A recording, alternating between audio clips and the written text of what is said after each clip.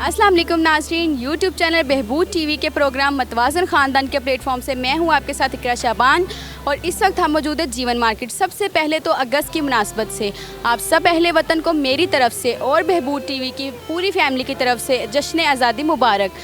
दुआ करते हैं हमारा सब्ज़ हराली परचम यूं ही ताअबद लहराता रहे और पाकिस्तान हमेशा शादो आबाद रहे।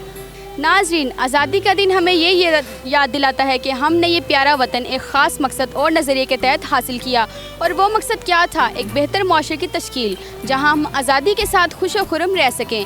अब ये सवाल पैदा होता है कि क्या हम आज़ादी के इतने सालों बाद भी वो बेहतर माशरे की तश्कील का ख्वाब पूरा कर पाएंगे या नहीं? अगर नहीं कर पाए तो क्या वजूहात हैं और ये कैसे मुमकिन होगा? आएँ इस बारे में लोगों की कीमती राय लेते हैं और देखते हैं कि इनका इस बारे में क्या कहना है। अस्सलाम वालेकुम। वालेकुम अस्सलाम जी, क्या नाम है आपका? सानिया रहमान। क्या करती हैं आप? मैं बेसिकली एजुकेशनिस्ट हूँ और प्रीवियसली एक एनजीओ के साथ काम कर रही थी और आजकल फ्री हूँ। अगस्त का महीना है तो सबसे पहले आपको जश्न आज़ादी मुबारक हो।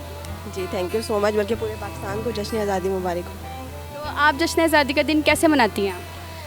एक्चुअली हम तो ये चाहते हैं कि हम बच्चों को प्रमोट कर सकें कि पाकिस्तान बेसिकली किस लिए बना था, उसकी बुनियाद क्या थी और किन मकासद के तहत और किन रूल्स के ऊपर ये बना था, जो आज हम लोग खुद भूले हुए हैं। हमारी औलादें, हम जब हमारे पास कुछ नहीं होगा तो हम अपनी न्यू जनरेशन को क्या तरबियत करेंगे? तो हम सिर्फ उनको सिखाते हैं, उनको बताते हैं और ख़ुद भी ये फ़ील करते हैं कि एक आज़ाद मुल्क के अंदर आपका एक आज़ाद शहरी होने का कितना फ़ायदा है और कितना आप उसमें अपना पार्टिसिपेट कर सकते। अच्छा, बतौर पाकिस्तान एक बेहतर माशरे को तश्कील देने में आप क्या किरदार अदा करना चाहेंगी? देखिए, सबसे पहले तो आप एक इंसान हैं, आप बहैसियत एक खातून अपना किरदार प्ले करते हो। फिर आप जब आप एक मैरिड लाइफ गुजार रहे होते हो तो फिर एक एज अ मिसेज आप परफॉर्म कर रहे होते हो, फिर एज अ मदर आप परफॉर्म कर रहे होते हो। तो ये सब चीज़ें आप पाकिस्तान के ही किरदार में आपकी आती हैं, क्योंकि करैक्टरिस्टिक्स जो होते हैं वो फैमिलीज़ एक समझ लें, जब ख़ानदान तश्कील देना होता है तो एक खातून पे मुनहसर होता है।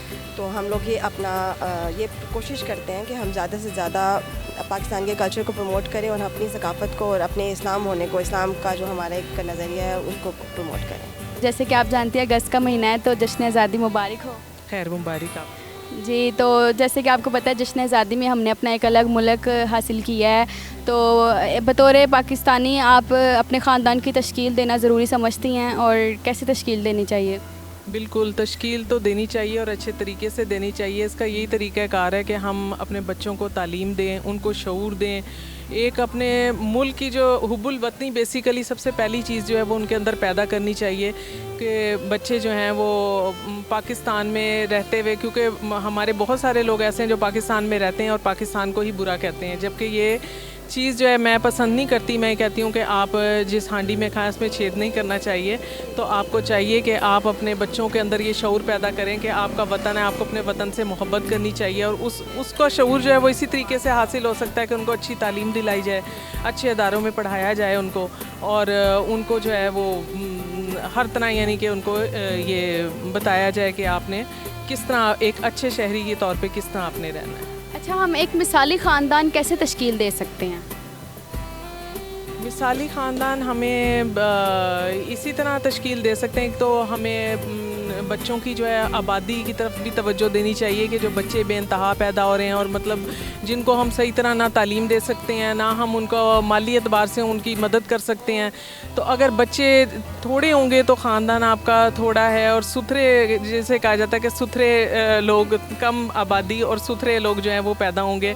तो इस तरीके से जो है वो हम अपनी आबादी को कंट्रोल करें और इस पे हमें तवज्जो देनी चाहिए और साथ उनकी तालीम की तरफ ख़ुसूसी तवज्जो। जैसे अगस्त का महीना है तो आपको जश्न आज़ादी बहुत मुबारक हो।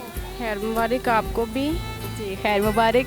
तो जैसे कि जश्न आज़ादी का दिन है और पाकिस्तान ने बहुत तरक्की की है, तो इस हवाले से एक जो मिसाली ख़ानदान है उसकी तश्कील हमें देनी चाहिए, और ये किस कदर अहम है?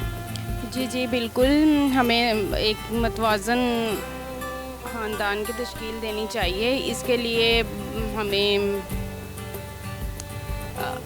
अपने मुल्क को भी साफ़ रखना चाहिए, और जो आबादी है उस लिहाज से हमें अगर तरक्की करनी है तो हमें अपनी आबादी को कंट्रोल करना चाहिए, यानी कि बच्चे दो ही अच्छे वाला असूल अपनाएं सब। तो पाकिस्तान की आबादी की तरक्की और खुशहाली के लिए ये मतवाज़न ख़ानदान किस कदर अहम है? जी اگر جتنی زیادہ آبادی ہوگی اتنا زیادہ جو ہے مہنگائی اور یہ مسائل جو ہیں ملک میں یہ ہوتے ہیں، تو اس لیے ہم بہت ضروری ہے کہ جتنی کم آبادی ہوگی تاکہ لوگوں کو روزگار کے مواقع ملیں اور ملک ترقی کرے اور خوشحالی کی طرف آئے۔